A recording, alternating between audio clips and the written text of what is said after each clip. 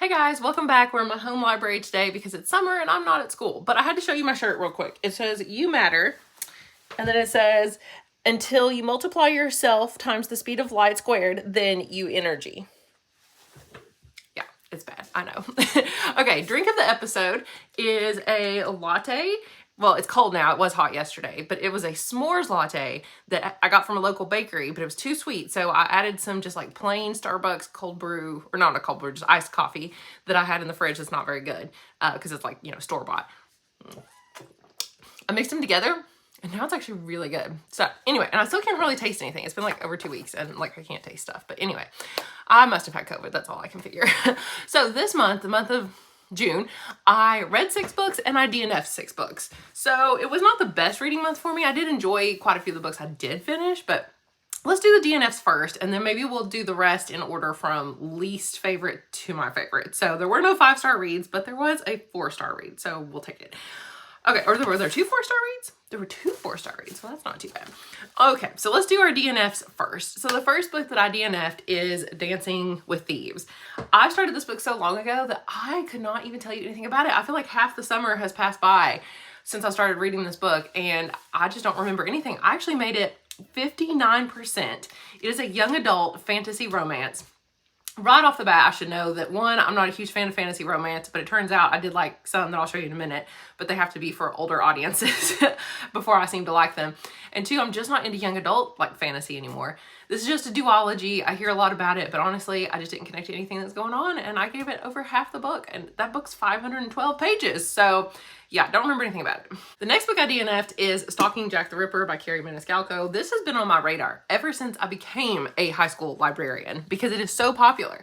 Everyone reads this book. Everyone likes this book. I've now tried 2 books by Carrie Maniscalco. I did finish Kingdom of the Wicked, and it was fine. I think I literally gave it like 2.5 stars. I would not continue that series. And this one was not good either. Like, it was so boring. For something that's supposed to be about a serial killer, like, it was so boring. And the plot twist was not much of a twist. It's like, there's this one character that really seems like he could be Jack the Ripper. Well, he is. He is Jack the Ripper. Like, I read the spoiler alert, and you're like, I read the, plot synopsis afterwards, and I was like, well, okay, well, that was not exciting at all.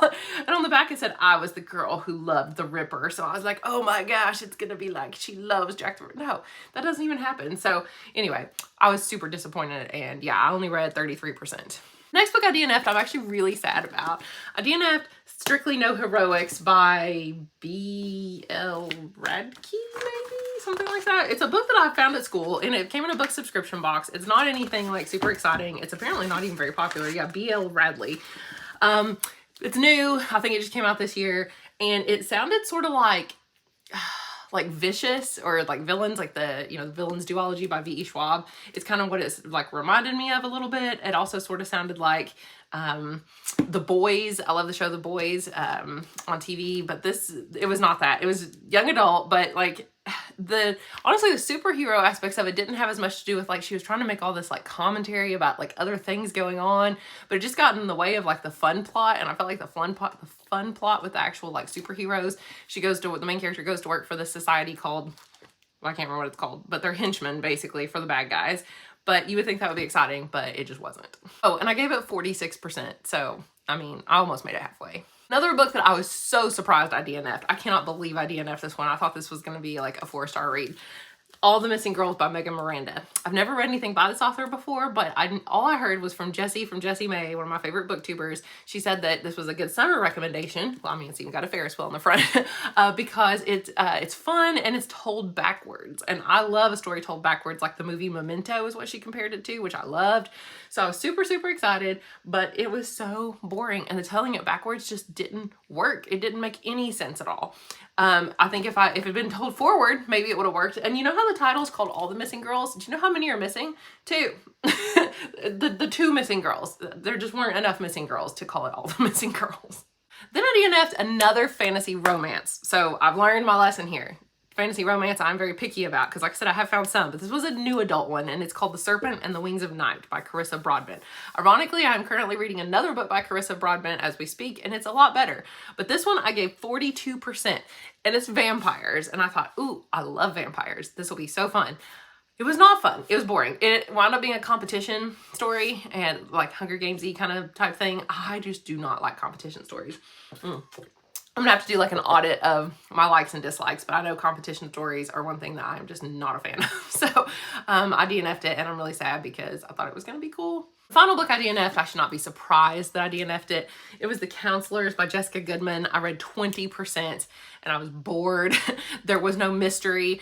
This is listed as mystery, but I would say this is like realistic fiction with like a hint of a mystery. At least at 20% in, there was no mystery. So this is supposed to be like, you know, it says a summer thriller set at a summer camp, but really it's teen girls dealing with their friendships and past relationships and stuff. So anyway, the main character in her past relationship with her boyfriend was really just ridiculous. And she like took the blame for something for him for killing somebody. And now everybody thinks badly of her. And she's like, I don't know why they believe this about me. Well, you admitted to it and you took the fall for your ex-boyfriend and now he's, I don't know. Anyway, it's a whole thing, and I read the plot summary and it sounds really stupid, and I'm actually really glad I DNF'd it. Okay, yay, we can move on to the 6 books I actually read and finished. Not that I enjoyed all of them. I actually had 2 4-star books, 1 3.5-star book, 2 3-star books, and 1 2-star book. I read 2,360 pages, but it's probably over 3,000 pages if you count all the pages that I DNF'd. So I read 5 adult books and 1 new adult book, no young adult.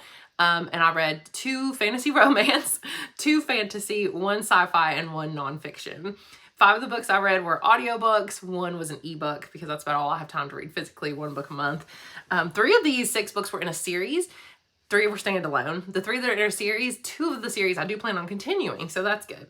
They were all new authors to me except for 1, and there were 3 female and 3 male authors, so those are just kind of some fun stats. And 3 of these books were new releases from 2023, so I was excited about getting to read more like newer stuff. So I guess I'll go in order of my least favorite to my favorite. So my least favorite book I read was What the Dog Saw and Other Adventures by Malcolm Gladwell, which I had to read because it had the word other in the title. Is my finger bleeding? No, I guess not. Because Kayla from Books and Lala, she does her little buzzwordathon challenge that I talk about, where every month you have to read a word with a certain, a book with a certain word in the title. And it was the word other for June. So I read this book. It's bigger than I thought, even though I read it in like 24 hours. I listened to the audiobook on 2 times speed. It's not what I thought it was going to be because it's all essays that, well, are they called essays? It's just like articles or pieces that Malcolm Gladwell wrote for The New Yorker. And he picked his favorites. I think it was like 10 or something.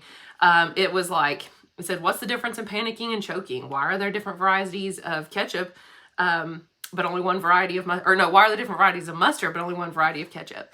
What can we learn from football players about how to hire teachers? What does hair dye tell us about the history of the 20th century? Turns out those things are not interesting. I felt like I just didn't get much out of them. Like he explored these topics, and then I just felt empty at the end. I thought he was gonna like leave me with some like wisdom at the end of each one. I just didn't get that. I didn't get anything from it. And I really, really liked Outliers by this author, so now I'm scared to try any of his other books. Okay, then I had 2 3-star reads, and they were just meh. One was That Time I Got Drunk and Saved a Demon by Kimberly Lemming. It's an adult fantasy romance, and I read this because Lexi from Alexandra Reads really liked it, but I did a 24-hour reading vlog where I read it, so I'm not going to say too much more about it here, but it was just fine. It started off really strong, and I liked the kind of like how the story got started, basically. How she met the demon, she saves him, and then they have to go on in this adventure together. But then the whole adventure, it just was, I don't know, it just didn't really stand out. Like it was just fine. It was just 3 stars. So I can see where some people would like it if you want like a cozy fantasy romance. And I mean, there were parts that were kind of funny, but I think something like The Very Secret Society of Irregular Witches, I would recommend over this book as far as funny, kind of like wholesome found family romance. But yeah, I think they're similar, so I would probably pick that one. The other 3-star read was, and I'm so sad because I spent my time actually reading this one physically, it was my physical read, was The Last Heir to Blackwood Library by Hester Fox. Yeah, this is an adult new release. It just came out in 2023, and it was so weird. Like the beginning, I think I did this in my 24-hour reading vlog too, and I said at first it was good. It was good at first, and then it just went downhill. The main character gets like locked up in her own house, and you're just like, she has like no sense of agency or anything, and like everything in the book just happens to her. Like she doesn't really do anything, it feels like, and everything was so predictable. It's like it basically told you that this one guy was going to be a bad guy, like almost. I mean, with so many hints, like, okay, this guy's the bad guy and this other guy's going to be the good guy, even though right now it seems reversed.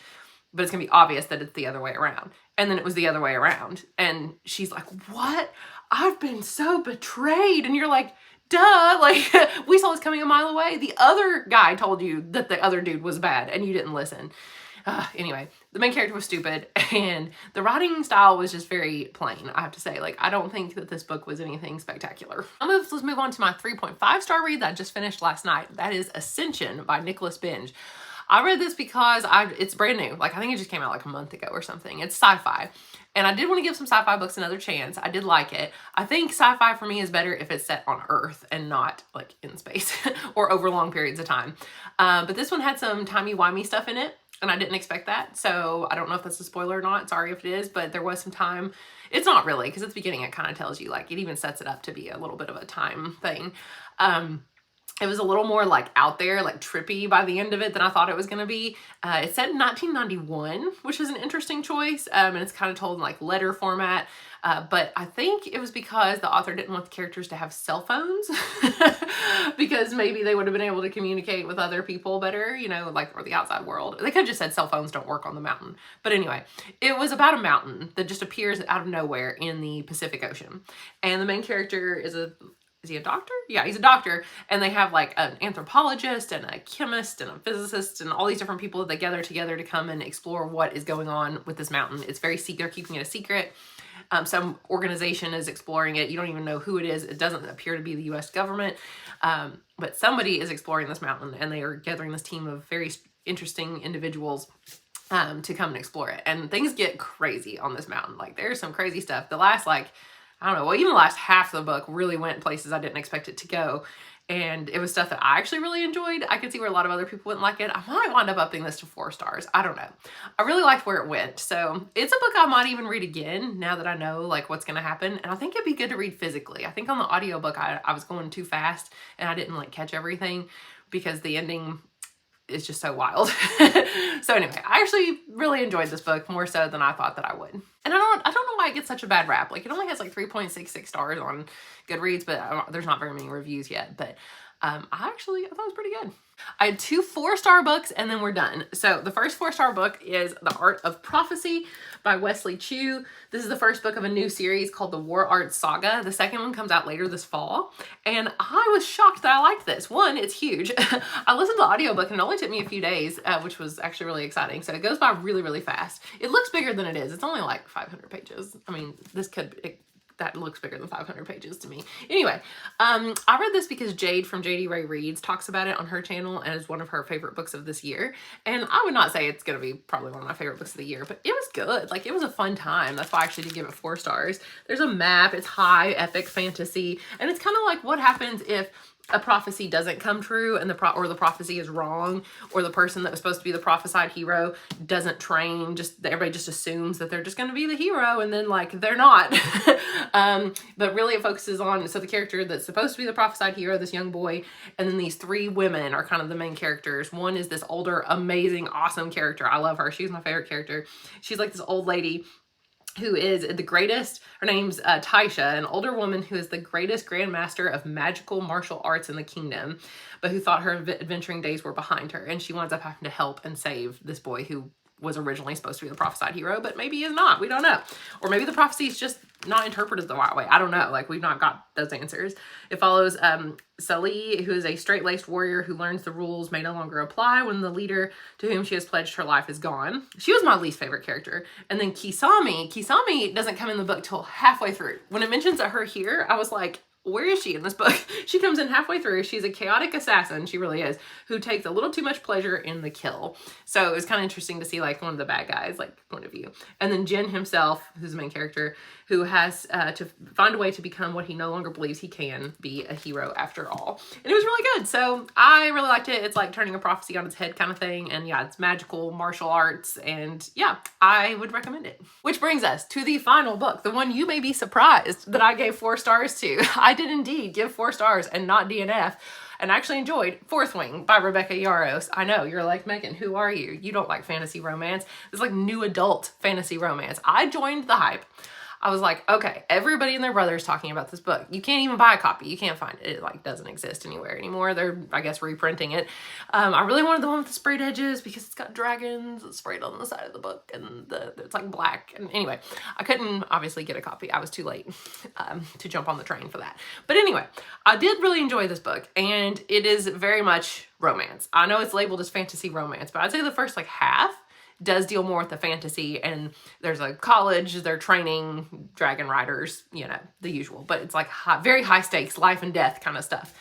And I liked that part, but then I really liked the romance. I can't believe it. The romance part was so good. Zayden Ryerson, yeah, he's my newest fictional crush. He's amazing. So once the romance part kicked in, I really enjoyed the book even more. I didn't think that I would enjoy the romance, but I did. And like the second half of the book, I'd say it's heavily romance. I know people say that they like it for the fantasy, but I think that this book, if you like this book, it's because you like it for the romance, let's be honest. And it's really, really good. So I will read this book again, especially because the sequel already comes out this fall, even though this one just came out this year too. This is a new release. So I guess both of them are coming out this fall. I don't know if it's going to be a trilogy or what. I can't actually remember. But anyway, I will continue it. So decent reading month overall. Read 6 books, DNF 6 books. I didn't even DNF 6 books in the last 3 months put together. Like March, April, May. I think I only DNF'd like 5, all 3 months put together. So I had a lot of DNFs. But anyway, let me know down below what you guys think about these books. If you plan on reading any of them, if you read Fourth Wing, what you think about it. Anyway, I will talk to you guys again later. Bye.